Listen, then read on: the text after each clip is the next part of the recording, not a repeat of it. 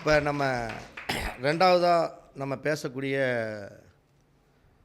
ஒரு டாபிக் அப்படின்னா, நம்ம கும்மிடிப்பூண்டி சரவணன் அவர்களை நம்ம மேடைக்கு அன்போடு அழைப்போம். அவர்கள் என்ன தலைப்புன்னு நான் கேட்டேன். அவர் என்னமோ ஒரு வித்தியாசமான தலைப்பு சொல்கிறாரு. அவருடைய தோற்றத்திற்கும் அவருடைய தெய்வத்துடைய அனுகிரக சம்மந்தத்துக்கும் இவர் சொல்கிற தலைப்புக்கும் எனக்கு சம்மந்தம் இல்லாமல் தான் இருந்தது. சரி, இருந்தாலும் ரசிப்போம். ஏன்னா ஜோதிடத்தில் 12 பாவம் இருக்குது. திருமணம், காதல், சண்டை, சச்சரவு, தொழில், பிஸ்னஸ்ஸு, மனைவி, பணம், பொருளாதாரம். இவர் நான் காதலை பற்றி பேசுகிறேன் அப்படின்னாரு. சரி கேட்போம், சாமியாருக்கு காதலை பற்றி பேசணும்னு இன்னும் கொஞ்சம் சுவாரஸ்யமாக இருக்குமே அப்படிங்கிறதுக்காக நான் எதிர்பார்க்குறேன். சரவணன் அவர்கள் என்ன தலைப்புன்னு தெரியல, ஆனால் காதல் அப்படிங்கிற ஒரு மேட்டர் மட்டும் சொன்னார். சரி, காதல் என்ற தலைப்பில் பேசுவதற்காக நம்முடைய பரிகார செம்மல் கும்மிடிப்பூண்டி சரவணன் அவர்களை வருக வருக என நம்ம அன்போடு வரவேற்போம். இந்தோர் முருகப்பெருமானின் ஆசியோடு எல்லோரும் நலமுடன் வாழ நவ கிரகங்களையும் பஞ்சபூதங்களையும் வணங்கி மற்றும் தாய் தந்தையும் வழங்கி எனது குருநாதர் அஸ்ட்ரோ வாஸ்து சாம்ராட் திரு பரணி பாரதி ஐயா அவர்களையும் வணங்கி நமது சரவணபவ ஜோதிட அறிவாலயத்தின் 46வது மாத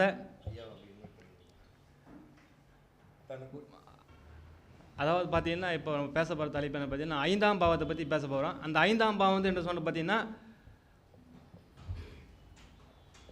பூர்வ புண்ணிய ஸ்தானம், காதல், ஜோதிடம், கலை, இப்படி பல்வேறு காரகத்துவங்களை கொண்ட அந்த 5ஆம் பாவத்தில் காதல் என்ற ஒரு அருமையான ஒரு சப்ஜெக்ட் அதில் இருக்குது. சரிங்களா? அப்போ இந்த காதல் அப்படின்னு நம்ம பார்த்தோம்னா, இந்த 9 கிரகங்களுமே அந்த காதல் வெளிப்படுத்தினா எப்படி இருக்கும், அதனுடைய தன்மை எப்படி இருக்கும் அப்படிங்கிறத பற்றி நம்ம பார்ப்போம். சரிங்களா? ஏன்னா அந்த 9 கிரகங்களுக்குமே அந்த காதலை வெளிப்படுத்தக்கூடிய தன்மை எப்படி இருக்கும் அப்படி நம்ம பார்க்கும்பொழுது, இந்த சூரியன் வெளிப்படுத்தக்கூடிய காதல் எப்படி இருக்குன்னு பார்த்தீங்கன்னா, அது ஒரு அதிகார தூய்மை மிக்க காதலாக இதுவாக இருக்கும். அந்த காதலை வெளிப்படுத்தக்கூடிய தன்மை வந்து எப்படி இருக்குன்னு பார்த்தீங்கன்னா, சூரியனுடைய தன்மை காதலை வெளிப்படுத்தும் பொழுது தன்னுடைய அதிகாரத்தை வைத்து அதிகாரத்துவமாக வெளிப்படுத்தக்கூடிய ஒரு அதிகாரமிக்க காதலை சொல்லக்கூடிய காதலாக அது இருக்கும்.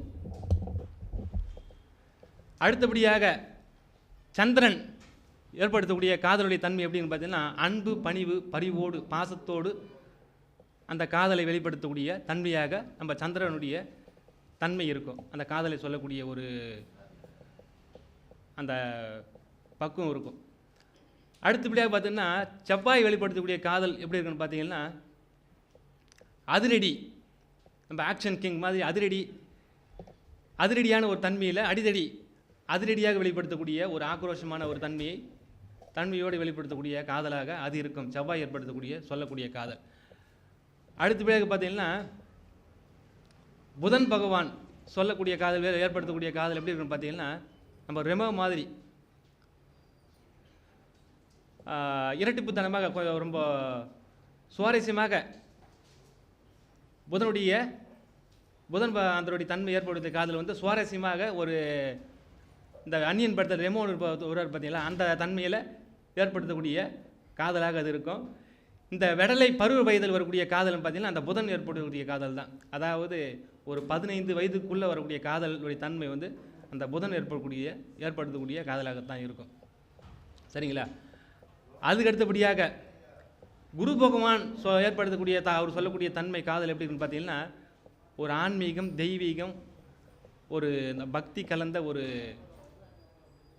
தன்மையோடு அந்த காதலை வெளிப்படுத்தக்கூடிய தன்மையாக குரு பகவான் வெளிப்படுத்தக்கூடிய காதல் இருக்கும்.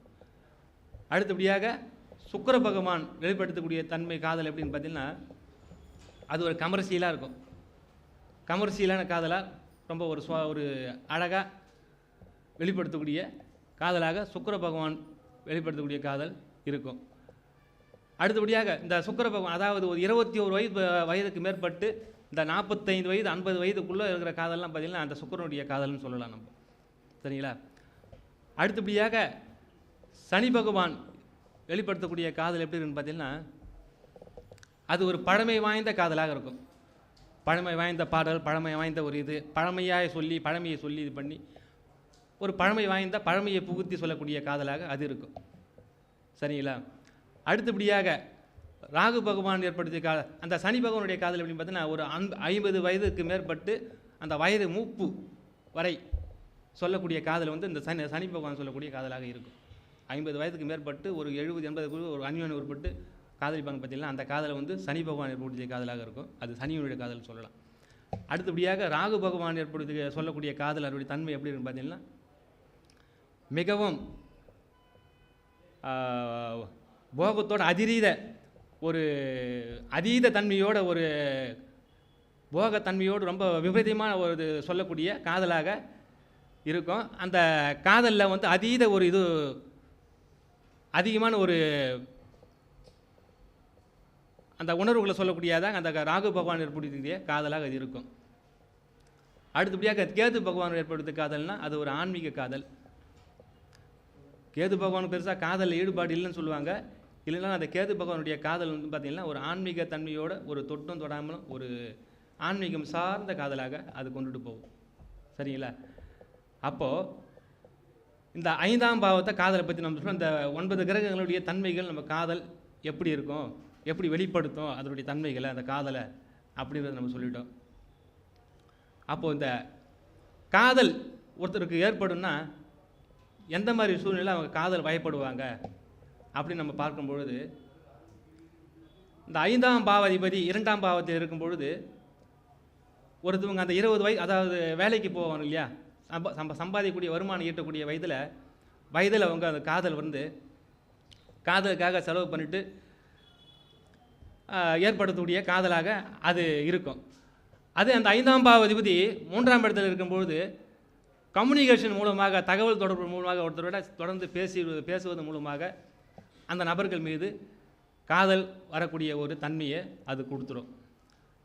அடுத்தபடியாக 5ஆம் பாவாதி அந்த 4ஆம் பாவத்தில் இருக்கும்போது அது காதலுக்கு மறுப்பு தெரிவிக்கூட பாகமாக இருந்தாலும் கூட தன்னுடைய தாய் வர்க்கத்தில் சொந்தத்தில் காதல் வரக்கூடிய ஒரு தன்மையை, உறவுகள் மூலமாக காதல் வரக்கூடிய ஒரு தன்மையை அது கொடுத்துரும். இருந்தாலுமே அது அந்த 5ஆம் பாவத்துக்கு அது 12ஆம் பாவம் வரதில் அது கொஞ்சம் பிரச்சனைக்குரிய பாவம் தான். பிரச்சனைக்குரிய பாவமாக தான். அது காதல் வந்ததுக்கப்புறம் தான் அது பிரச்சனையாகுதா இல்லைன்னு தெரியும். ஆனால் காதல்னு பார்க்கும்பொழுது அந்த 5ஆம் பாவத்தை பற்றி 5ஆம் பாவத்தில் இருக்கும் பொழுது தன்னுடைய தாய் வர்க்கத்தில் அந்த சொந்தத்தில் ஒரு காதல் வரக்கூடிய தன்மையை அது நிச்சயம் கொடுக்கும். அடுத்தபடியாக பார்த்தீங்கன்னா அந்த 5ஆம் பாவத்தை 6ஆம் பாவத்தில் இருக்கும்போது நம்ம வேலை செய்யக்கூடிய இடத்துல வேலை செய்யக்கூடிய நபர்களை விரும்பக்கூடிய சூழ்நிலையை அது கொடுத்துரும். அந்த மாதிரியான ஒரு காதல் பயப்படக்கூடிய ஒரு நிலையை கொடுக்கும். அடுத்தபடியாக 5ஆம் பாவாதிபதி 7ஆம் பாவத்தில் இருக்கும்போது எந்த மாதிரியான காதலை கொடுக்குன்னு பார்த்தீங்கன்னா, நம்ம தொழிலில் பார்ட்னர், அதாவது நம்ம கூட்டு தொழில் செய்யும் இல்லையா, அது லேடியாக இருந்தால் ஆணாக இருந்தால் லேடியாக இருந்தால் ஆணை, நம்ம கூட சேர்ந்து நம்ம கூட்டாளிகளை இப்படி ஒரு தன்மையில் அது காதலிக்கிற உணர்வை, லவ் அஃபெக்ஷனை கொடுக்கக்கூடிய அந்த மாதிரி காதலாக மாறுவதற்கு அது வாய்ப்பு கொடுக்கும். அடுத்தபடியாக பார்த்தீங்கன்னா அந்த காதல் வந்து திருமணத்துக்கு உண்டான போய் அவங்க திருமணம் சக்ஸஸை கொடுத்துரும். 5ஆம் பாவத்தில் 7ஆம் பாவத்தில் இருக்கும்பொழுது அவங்க காதல் வந்து திருமணத்துக்கு கொண்டு போய்விடும். தன்னுடைய பார்ட்னர்ஸையும் அவங்க, அதாவது பிஸ்னஸ் பார்ட்னர்ஸையும் லவ் பண்ணி திருமணம் பண்ணக்கூடிய ஒரு வாய்ப்பை கொடுத்துரும். அடுத்தபடியாக இந்த 5ஆம் பாவதி 8ஆம் பாவத்தில் இருக்கும்போது தான் பிரச்சனையே. இந்த காதலால் அசிங்கம், அவமானம், பல பிரச்சனைகளே ஏற்படுத்தக்கூடிய தன்மையை அது கொடுத்துரும். அது கொஞ்சம் டேஞ்சர் தான். அடுத்தபடியாக இந்த 5ஆம் பாவாதிபதி 9ஆம் பாவத்தில் இருக்கும்போது பார்த்திங்கன்னா தன்னுடைய தந்தை வர்க்கத்தின் மூலமாக அந்த ஒரு உறவினர் மூலியமாக வரக்கூடிய உறவினர், அந்த உறவு சார்ந்த உறவில் நம்ம காதல் வரும். அடுத்தபடியாக பார்த்திங்கன்னா அந்த காதல் வந்து ஒரு தெய்வீகமான காதலாக இருக்கும். 5ஆம் பாவாதிபதி 9ஆம் பாவத்தில் இருக்கும்போது ஒரு தெய்வீகமான காதல். அந்த காதல் மூலம் அதுவுமே அவங்களுக்கு திருமணத்து பாக்கியம், அந்த காதல் மூலிமா அவங்களுக்கு பாக்கியம் கிடைக்கும். அப்படிப்பட்ட ஒரு காதலாக அது இருக்கும். அடுத்தபடியாக பார்த்திங்கன்னா அந்த 5ஆம் பாவாதிபதி 10ஆம் பாவத்தில் இருக்கும்பொழுது நம்ம தொழில் பண்ணக்கூடிய இடத்துல ஒரு நபரை விரும்பி திருமணம் முடிக்கக்கூடிய காதலாக அது மாறிவிடும். சரிங்களா? அடுத்தபடியாக இந்த 5ஆம் பாவாதிபதி 11ஆம் பாவத்தில் இருக்கும் பொழுது நம்ம தொடர்ந்து நெடுநாள் ஒருத்தர்கிட்ட நம்ம பழகிட்டே இருப்போம். அது ஆணாக இருந்தால் பெண், பெண்ணாக இருந்தால் ஆண். இப்படி ஒருத்தர்கிட்ட நம்ம தொடர்ந்து பழகிட்டு இருக்கும்போது அவங்க மீது நம்மளுக்கு ஒரு காதல் வாய்ப்படுவதற்கு இது உண்டு. அப்போ நம்ம எண்ணம் போல், நம்ம ஆசை போல் நம்ம என்ன நினைக்கிறோமோ அந்த மாதிரியே நம்ம காதல் அமைவதற்குண்டான ஒரு வாய்ப்புகளை அந்த 5ஆம் பாவாதிபதி 11ஆம் பாவத்தில் இருக்கிற ஒரு சிறப்பான ஒரு காதல் சக்ஸஸ் தான் கொடுக்கும். அடுத்தபடியாக இந்த 5ஆம் பாவாதிபதி 12ஆம் பாவத்தில் இருப்பது அதுவும் கொஞ்சம் பிரச்சனை கொடுக்கும். அது ரகசிய காதல் கொடுத்து விடும், ரகசியமாக காதலிப்பாங்க, அதுவும் கொஞ்சம் பிரச்சனை கொடுக்கும். இந்த 5ஆம் பாவாதிபதி 8ஆம் பாவத்தில் இருக்கும்போது நம்ம என்ன சொன்னோமோ அந்த காதல் மூலியம் நம்மளுக்கு அசிங்க அவமானம் கொடுக்கும். அது வந்து ஒரு முறைப்பட்ட காதலாகவும் அது இருப்பதற்கு வாய்ப்புகள் உண்டு. அதே போல் இந்த 5ஆம் பாவாதிபதி இந்த 12ஆம் பாவத்தில் இருக்கும்போது அது ஒரு ரகசிய காதலாக இருக்கும். அந்த காதல் வந்து வெளியே தெரியாது, ரகசியமாக காதலிச்சுட்டு இருப்பாங்க. அது கல்யாணத்தில் வரும்போது தான் தெரியும் இவங்க காதலித்து தான் கல்யாணம் முடிக்கிறாங்க, மனம் முடிக்கிறாங்க அப்படிங்கிற ஒரு தன்மையை அந்த 5ஆம் பாவாதிபதி 12ஆம் பாவத்தில் இருக்கும்போது அப்படி ஒரு தன்மையை கொடுக்கும். சரி, இப்போது காதல் நம்ம சொல்லிட்டோம். என்கிட்ட ஒரு நண்பர் ஒருத்தர் கேட்டார், அண்ணே காதலில் சக்ஸஸ் அடையணும், காதலில் சக்ஸஸ் அடிக்கணும் என்ன பண்ணணும் அப்படின்னு ஒரு தம்பி கேட்டப்பட்ட.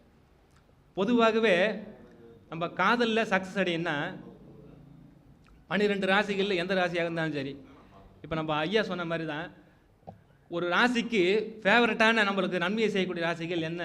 1, 5, 9. சரிங்களா? அப்போ நம்ம அது திருமணம் ஆணவங்களாக கூட விட்டோம், ஒரு மனைவி கிட்ட போய் ஒரு நம்ம ஏதாச்சும் ஒரு மிஸ் அண்டர்ஸ்டாண்டிங், ஒரு புரிதல் இல்லாமல் இருந்தால் அவங்கள ஒரு சந்தோஷப்படுறதுக்காக, ஒரு சாந்தப்படுறதுக்காக ஏதாச்சும் வாங்கிட்டு போவோம் இல்லையா? இது திருமணமானவர்கள்.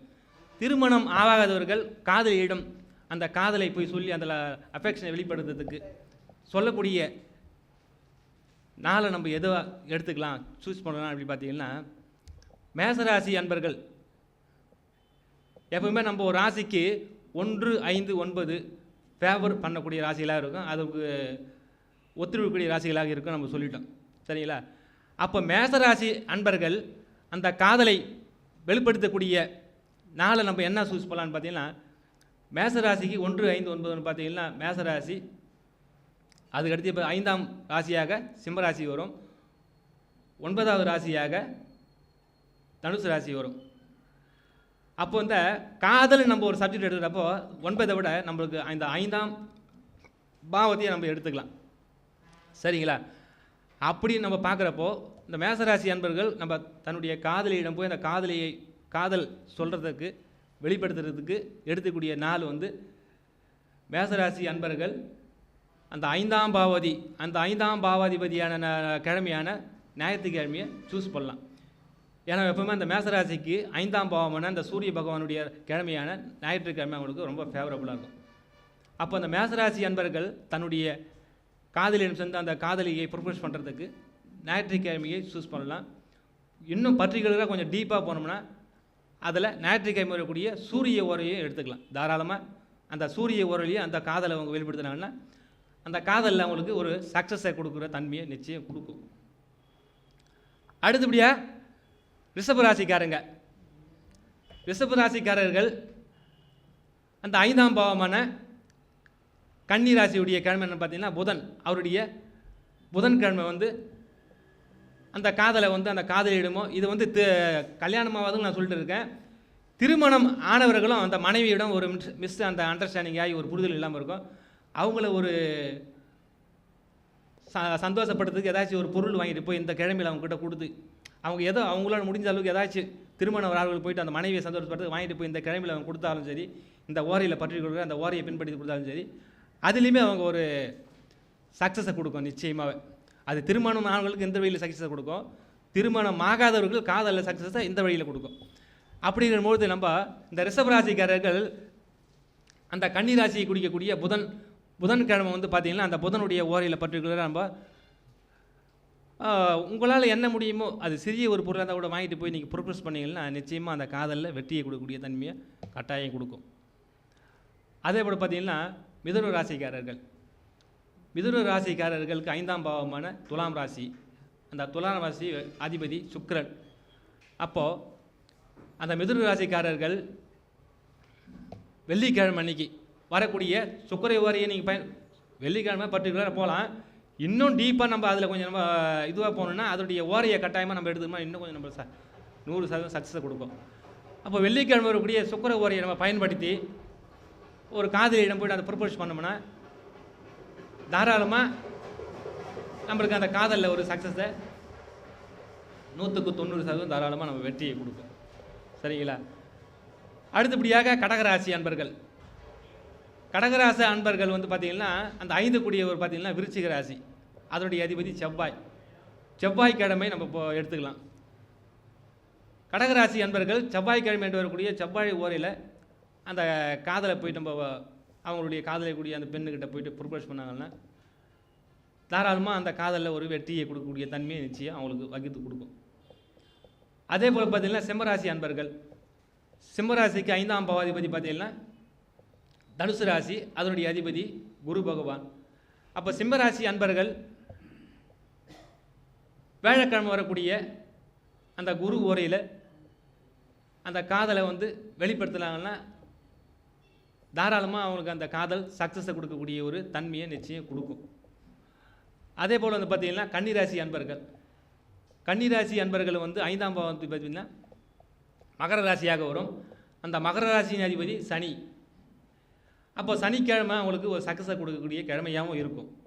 அப்போ அந்த மகர ராசிக்கார அன்பர்கள் அந்த சனிக்கிழமை வரக்கூடிய சனி ஓரையை பயன்படுத்தி அந்த ஓரையில் பர்டிகுலராக போயிட்டு அவங்க காதலை கொடுக்கக்கூடிய அந்த பெண்ணுக்கிட்ட போயிட்டு அந்த ப்ரப்போஸ் அந்த காதலை வெளிப்படுத்தினாங்கன்னா தாராளமாக 100% அந்த காதலில் அவங்களுக்கு ஒரு வெற்றி வாய்ப்பை கொடுக்கக்கூடிய தருணமாக அது இருக்கும். அதுக்கு அடுத்தபடியாக பார்த்தீங்கன்னா துலாம் ராசி அன்பர்கள். துலாம் ராசி அன்பர்களுக்கு வந்து பார்த்திங்கன்னா 5ஆம் பாவமாக வந்து கும்பராசி வரும். அப்போது அந்த துலாம் ராசிக்காரர்கள் அந்த கும்பராசி அதிபதியின் சனி பகவான் அதே சனிக்கிழமை வரக்கூடிய சனியுடைய ஓரையில் போயிட்டு அந்த காதலை வெளிப்படுத்தினாங்கன்னா சொன்னாங்கன்னா அப்போ அந்த காதலில் அவங்களுக்கு சக்ஸஸ் கொடுக்கக்கூடிய தன்மையை கட்டாயாவது கொடுக்கும். அதே போல் இந்த விருச்சிக ராசி அன்பர்கள் வந்து பார்த்திங்கன்னா 5ஆம் பாவமாக வரக்கூடிய ராசி தனுசு ராசி, மீனராசி. அந்த மீனராசி அதிபதி குரு பகவான், அவருடைய கிழமை வந்து வேலைக்கிழமை. அப்போ அந்த விருச்சிக ராசி அன்பர்கள் பார்த்திங்கன்னா அந்த வேலைக்கிழமை வரக்கூடிய குருவின் ஓரையில் போயிட்டு அந்த காதலை வெளிப்படுத்தினாங்கன்னா அப்போ அந்த காதலில் அவங்களுக்கு ஒரு சக்ஸஸை கொடுக்கக்கூடிய தன்மையை நிச்சயம் கட்டாயமே இது கொடுக்கும். அதே போல் பார்த்திங்கன்னா தனுசு ராசி அன்பர்கள், அது லக்னமாக இருந்தாலும் சரி ராசியாக இருந்தாலும் இதே தான், 2 இதுக்குமே நம்ம எடுத்துக்கலாம். அப்போ தனுசு ராசி அன்பர்கள் வந்து 5ஆம் பாவமாக மேசராசி வரும். அதனுடைய அதிபதி செவ்வாய், அவருடைய கிழமையான செவ்வாய்க்கிழமை வரக்கூடிய செவ்வாயுடைய ஓரையில் அந்த காதலை வந்து அவங்க ப்ரப்போஸ் பண்ணாங்கன்னா நிச்சயமாக அந்த காதலில் ஒரு வெற்றியை கொடுக்கக்கூடிய ஜெயிக்கக்கூடிய ஒரு தருணமாக அது நிச்சயமாக சக்ஸஸை கொடுக்கும். சரிங்களா? அதுக்கு அடுத்தபடியாக பார்த்தீங்கன்னா மகர ராசி அன்பர்கள். மகர ராசி அன்பர்களுக்கு 5ஆம் பாவமாக வரக்கூடியது பார்த்திங்கன்னா ரிஷபராசி, அதனுடைய அதிபதி சுக்கிரன், அவருடைய கிழமை என்னென்னு பார்த்தீங்கன்னா வெள்ளிக்கிழமை. அப்போ அந்த மகர ராசி அன்பர்கள் வெள்ளிக்கிழமை வரக்கூடிய சுக்கிரனுடைய ஓரையில் அந்த காதலை போயிட்டு வெளிப்படுத்தினாங்கன்னா தாராளமாக 100% அந்த காதலில் அவங்க சக்ஸஸ் கொடுக்கக்கூடிய தன்மையை கொடுக்கும். சரிங்களா? அதுக்கு அடுத்தபடியாக பார்த்தீங்கன்னா கும்பராசி அன்பர்கள். கும்பராசி அன்பர்களுக்கு 5ஆம் பாவமாக வரக்கூடியது மிதுன ராசி, அதனுடைய அதிபதி என்னென்னு பார்த்தீங்கன்னா புதன், அவருடைய கிழமை புதன்கிழமையை நம்ம எடுத்துக்கிட்டு அந்த புதன்கிழமையில் வரக்கூடிய புதனுடைய ஓரையில் பர்டிகுலராக அந்த புதன் ஓரையை நம்ம எடுத்துக்கிட்டு அந்த டயத்தில் வந்து நம்ம அவங்ககிட்ட ப்ரப்போஸ் பண்ணோம்னா அந்த காதலை வெளிப்படுத்தினோம்னா நிச்சயமாக அந்த காதல் நம்ம வெற்றியை கொடுக்கக்கூடிய நிலைப்பாட்டை நம்ம கட்டாயம் கொடுத்துரும். அடுத்தபடியாக பார்த்தீங்கன்னா மீனராசி அன்பர்கள். மீனராசி அன்பர்களுக்கு 5ஆம் பாவமாக அதிபதி சந்திரன், அவருடைய கிழமை திங்கட்கிழமை. அப்போ அந்த மீனராசி அன்பர்கள் இந்த திங்கட்கிழமை வரக்கூடிய அந்த சந்திரனுடைய ஓரையை எடுத்துக்கலாம், திங்கட்கிழமை அந்த நாளில் போயிட்டு அவங்க அந்த காதலை வெளிப்படுத்தினாங்கன்னா நிச்சயமாக 100% அந்த காதலில் சக்ஸஸை கொடுக்கக்கூடிய தன்மையை கட்டாயம் அதை கிழமை அவங்களுக்கு நிச்சயமாக கொடுக்கும். அப்போ இந்த 12 ராசிக்காரருமே 12 ராசியாக இருந்தாலும் சரி லக்னமாக இருந்தாலும் சரி, நான் சொன்னது இந்த காதலுக்காக மட்டும் இல்லை, இது திருமணம் ஆகாதவர்களுக்கு இந்த காதல் இப்படி வெளிப்படுது.